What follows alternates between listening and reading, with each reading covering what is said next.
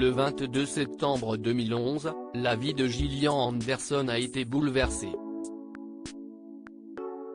Ce jour-là, la comédienne a dû dire adieu à son petit frère, Aaron.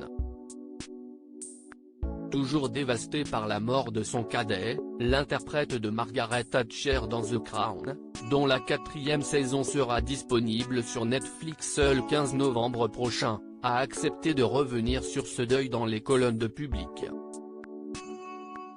En 2011, mon frère cadet, Aaron, est décédé d'un neurofibromatose, à 30 ans, a expliqué Gillian Anderson, dont le petit frère est mort après une longue bataille contre un cancer du cerveau. Il était en doctorat, avait une mémoire extraordinaire et ne jurait que par les études. J'étais fier de son parcours. Si la comédienne était impressionnée par son petit frère, CST en partie car ils étaient très différents. Surtout que moi, plus jeune, j'avais du mal à me concentrer. J'ai eu des troubles du déficit de l'attention, a continué Gillian Anderson dans les colonnes de Public. La mort d'Aaron m'a appris que la vie est courte. C'est pour ça que j'ai du mal à prendre du temps. Quand je m'arrête, je culpabilise. Parfois, je me demande ce que je fais, affirme-t-elle à nos confrères. J'ai peur de ne pas retrouver de boulot. J'arrive à un âge où l'on peut ne plus me proposer de rôle.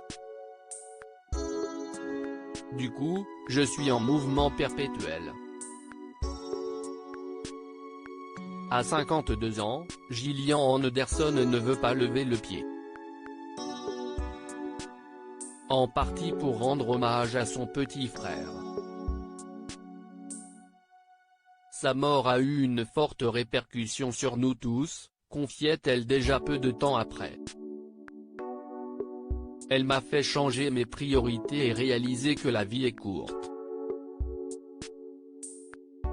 Que c'est très important de suivre son cœur et d'utiliser le mieux possible le temps qu'il nous reste. Aux funérailles de son petit frère, Gillian Anderson avait demandé aux gens de ne pas envoyer de fleurs mais de faire des dons à l'association caritative Neurofibromatose Network, une organisation caritative dont elle est la marraine. Gillian Anderson, sa maladie nous a rapprochés en tant que famille et il n'a tout simplement jamais connu de différence, racontait-elle déjà dans les colonnes du Weekly.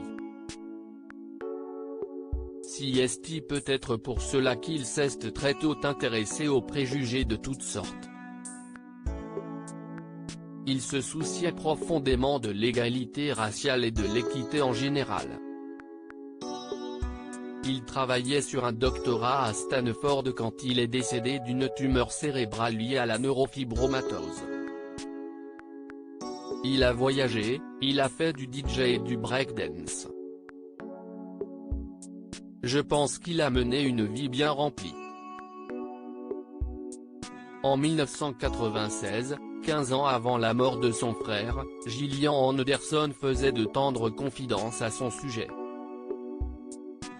Sa maladie nous a certainement touchés de manière forte et nous a beaucoup rapprochés en tant que famille, expliquait l'ex-actrice des X-Files, qui militait déjà. Ces personnes sont des êtres humains normaux et souffrent de cette maladie qui peut entraîner des lésions cérébrales et des difficultés cérébrales. Quand ce n'est pas la mort.